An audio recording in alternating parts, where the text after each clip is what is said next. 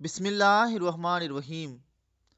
سیدنا ابو ہریرہ رضی اللہ تعالیٰ عنہ سے روایت ہے کہ رسول اللہ صلی اللہ علیہ وآلہ وسلم نے فرمایا، قیامت کے روز اللہ تعالیٰ ایک آدمی سے دریافت فرمائے گا، اے آدم کے بیٹے، میں نے تجھ سے کھانا مانگا، تو نے مجھے کھانا نہیں کھلایا۔ آدمی عرض کرے گا، یا اللہ، تو سب لوگوں کو پالنے والا ہے، میں تجھے کیسے کھلاتا؟ اللہ تعالیٰ فرمائے گا، کیا تجھے معلوم نہیں کہ میرے فلاں بندے نے تجھ سے کھانا مانگا لیکن تو نے اس کو کھانا نہیں کھلایا؟ اگر اسے کھانا کھلاتا تو اس کا ثواب میرے ہاں پاتا۔ اسی طرح دوسرے آدمی سے دریافت فرمائے گا، میں نے تجھ سے پانی مانگا، تو نے مجھے پانی نہیں پلایا۔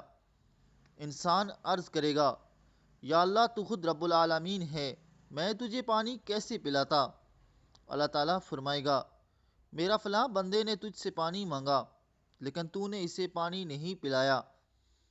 اگر اسے پانی پلاتا تو اس کا اجر و ثواب میرے ہاں پاتا۔